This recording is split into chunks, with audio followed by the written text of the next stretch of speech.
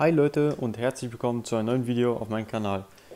Ja, ich habe länger mehr keine Videos gemacht, und zwar ungefähr eine Woche. Normalerweise kamen ja ungefähr 2 pro Woche, aber ist es gerade ein bisschen stressig, deswegen habe ich nicht so viel Zeit. Aber nun sei es drum, ich habe jetzt ein neues Video bzw. eine neue Videoidee bekommen, und zwar habe ich ja in meinem letzten Video über den Ninebot Max G30LD angemerkt, dass das Schutzblech hinten, und zwar das da, auch angefangen hat zu klappern. Das liegt jedoch nicht an der Konstruktion vom Schutzblech, beziehungsweise indirekt schon, aber nicht am Schutzblech selber, sondern es sind halt, wie gesagt, kleine Steinchen, die sich hinten im Schutzblech einlagern, da das hinten so eine leichte Öffnung hat. Diese Öffnung, von der ich spreche, kann man hier ganz gut sehen, und zwar genau da sieht man, dass das leicht offen ist. Und wenn ich dann da jetzt rumfahre und da so ein Steinchen reinkommt oder sowas, ist es natürlich klar, wenn es dann nach unten, weiter nach unten rutscht, und zwar bis dahin, dass es dann anfängt zu klappern, denn durch den Motor vibriert halt das Schutzblech natürlich so ein bisschen, und durch den Untergrund, je nachdem, wo man halt drauf fährt, vibriert das Ganze und dann klappert es halt.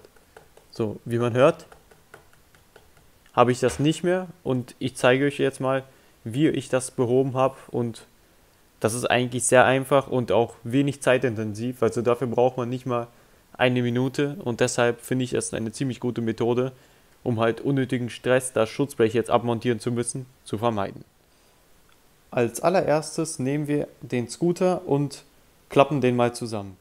So, da ist er jetzt zusammengeklappt, und wichtig ist es, dass er hier hinten auch fest ist. Wenn er hier hinten nicht fest ist, dann kann man das Ganze nicht durchführen, beziehungsweise wenn man den Haken nicht mehr hat oder was auch immer, dann kann man es halt gar nicht durchführen oder zumindest nicht so einfach. Als nächsten Schritt hält man die Bremse gedrückt und vorzugsweise entfernt man auch den Ständer. Das ist bei mir jetzt aber nicht notwendig, und dann nehme ich das. So, jetzt halte ich den Scooter, wie man sieht, genau horizontal, und dann muss man halt nur noch eins tun, und zwar einfach gegen das Schutzblech hinten, wo das Kennzeichen ist, einfach so ein bisschen gegenhauen oder so ein bisschen gegentreten, und dann merkt man, dass nach ein paar Mal gegenhauen einfach mal ein paar Steinchen da rausfliegen. Da waren einfach so 3 kleine Steinchen drin, und seitdem die raus sind, klappert das nicht mehr, beziehungsweise erzeugt nicht mehr so eine komische Vibration, das es davor getan hat.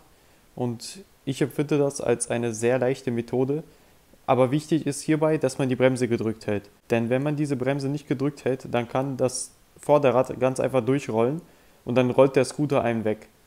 Deshalb kann ich den jetzt auch gerade mit einer Hand halten, da ich nur mal die Bremse gedrückt halte. So, und im Großen und Ganzen war es das schon mit der Anleitung.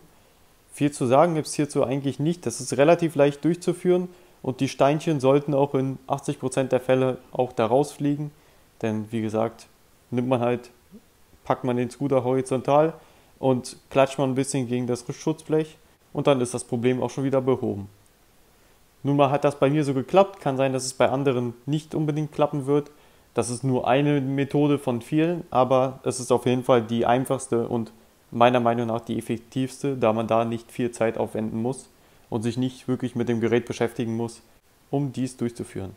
Und ja, das war's jetzt mit dem Video. Ich hoffe, es hat euch gefallen, und bis zum nächsten Mal.